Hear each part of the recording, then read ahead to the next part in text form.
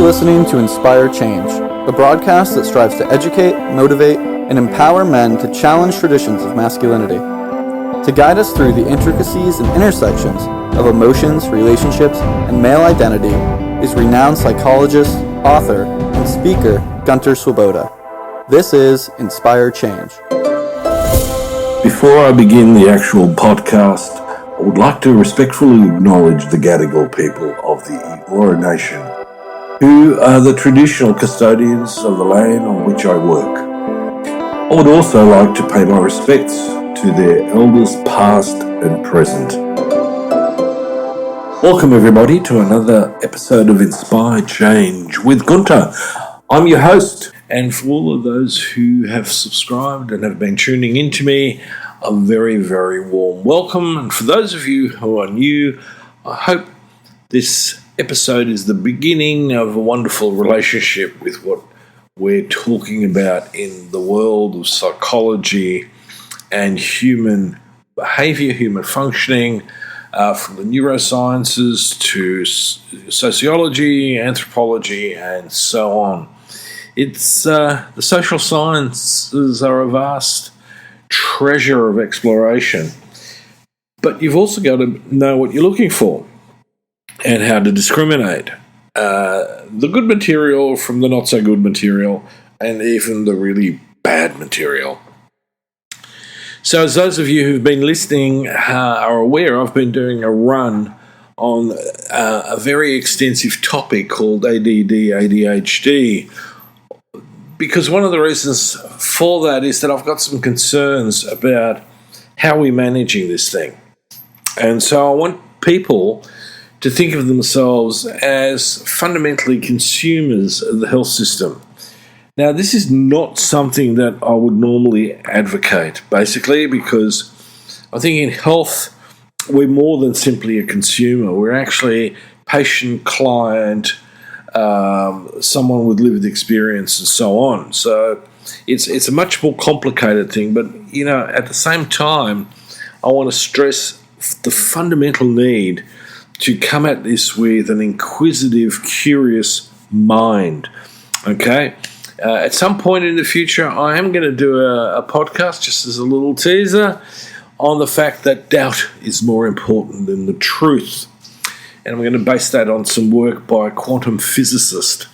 And I'm going to leave that for the time being. Hopefully it whets your appetite to tune in some more, because I think these days we need to be particularly cognizant and critical and skeptical and doubtful about the material that we're consuming, both in the media but also elsewhere.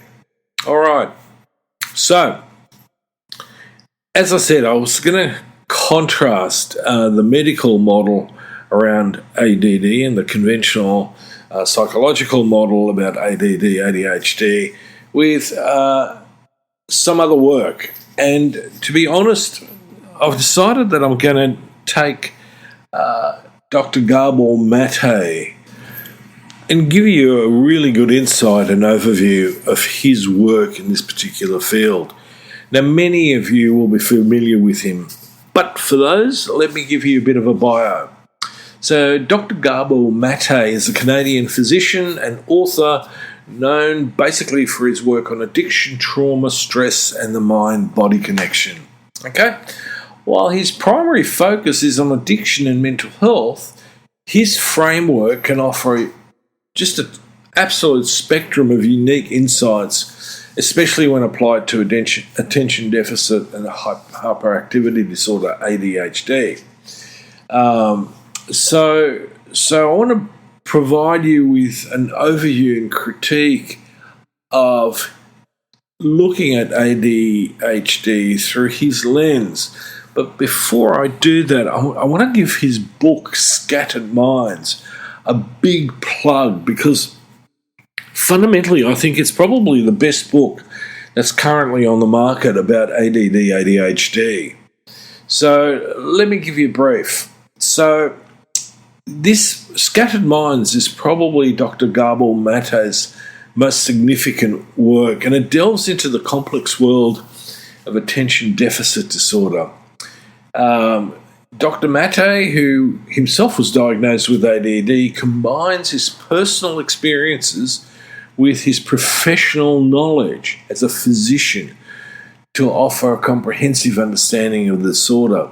Now, one of the things that I like is that here we have a physician who's gone away from inherently the medical model and has expanded his view of human beings and the various levels of distress and disorders that we experience. Now, the book, as I said, challenges traditional views of ADD, which I like, arguing that it is not just a genetic or biologically based condition, but also that it's significantly influenced by environmental factors, particularly in early childhood. The core argument of the book revolves around the impact of a child's early environment on the development of ADD. Dr. Mate suggests that attachment issues and stresses in the early years that they can contribute to the development of ADD. And I completely concur with that assessment. He emphasises that the role of nurturing and the need for a supportive environment to mitigate the disorder's effects is essential.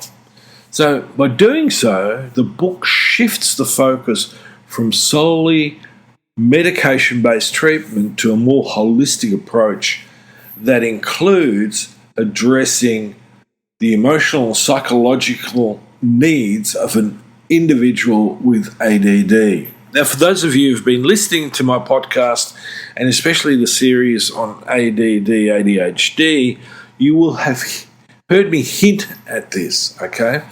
Now, when I was training in addictions, the thing that we talked about fundamentally was the biopsychosocial model. And it's still a model that I think is very relevant. And Dr. Mate is instrumental in bringing this to the world in a new iteration, in my view. So, we've got to really pay attention to people who are outside of the traditional field in this context.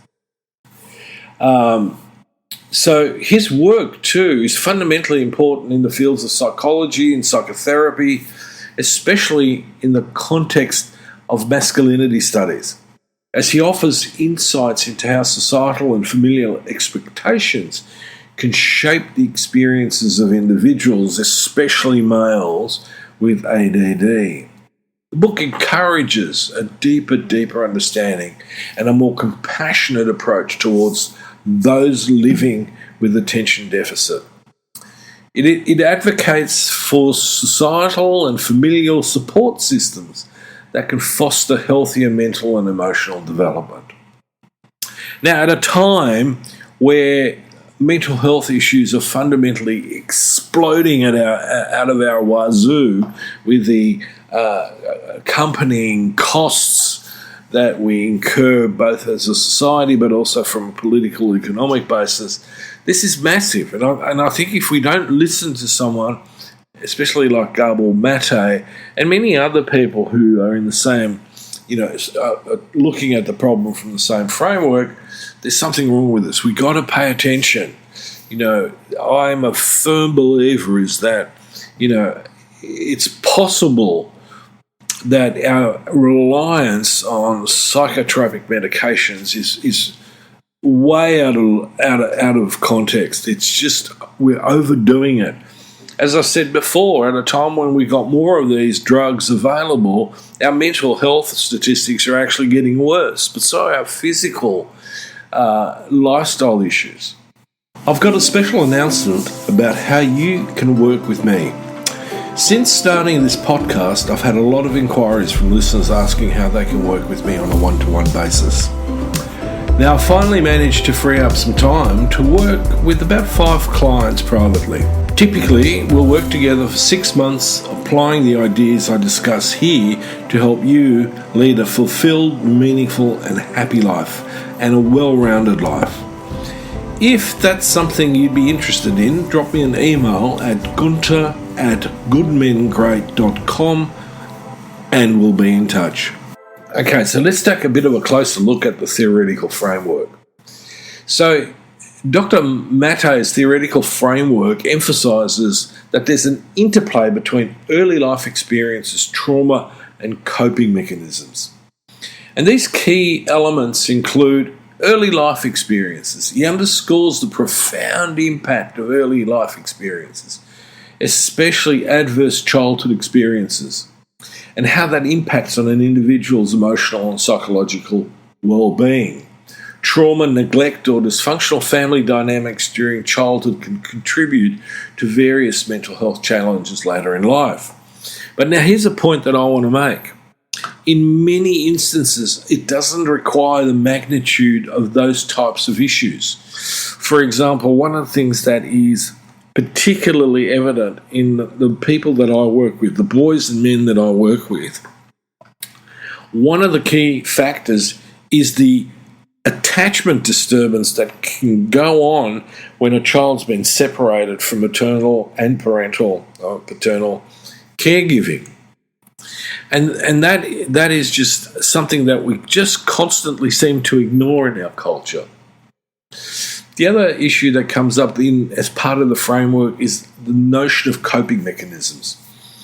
A central theme in Mattei's work is that individuals often develop coping mechanisms, including addictive behaviours, to numb emotional pain or fill an emotional void or voids.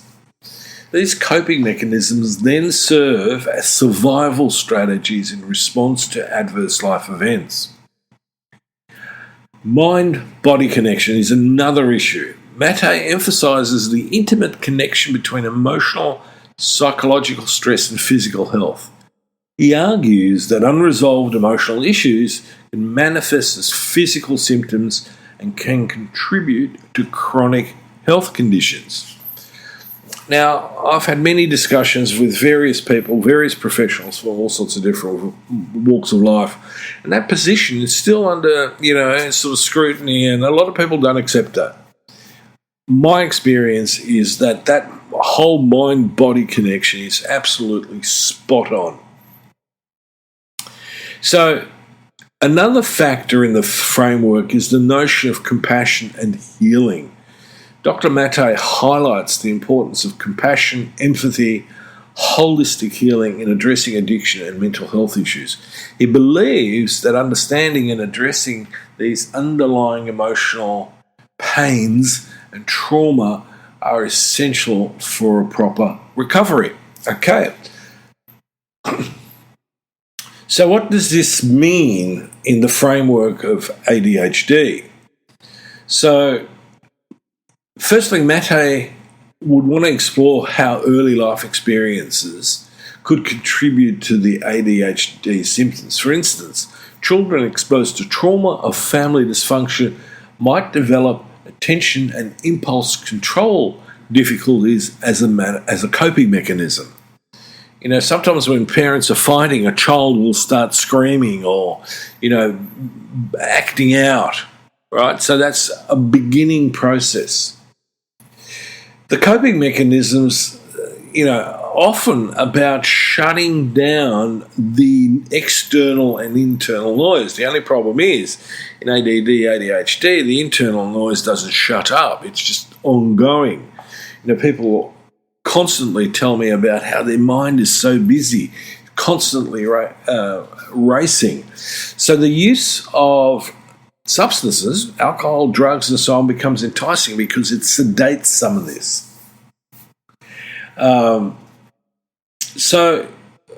In trauma work, we often talk, and this is coming back to the mind-body connection, how the body keeps the score. Bessel von der Kolk, an expert in the field of post-traumatic stress and trauma, talks a lot about this. And, one of the things that I know from personal experience, and I haven't been traumatized. I mean, I've never fallen off a cliff, but I have an intense fear of heights. And I can tell you that where I register that is in my body, and especially in my guts. It seems to tense up. And so I become extremely physically uncomfortable, let alone mentally uncomfortable. So what does that all mean ultimately when we're talking then about treatment? Well, treatment can't simply rely on medication. We need to take a holistic approach to this. We need to basically do comprehensive assessment and treatments and consider treatment approaches that fit in with that comprehensive assessment. And it's not only to address the symptoms, but also to consider the broader emotional and psychological aspects that the person is experiencing. You know, we become a little bit myopic.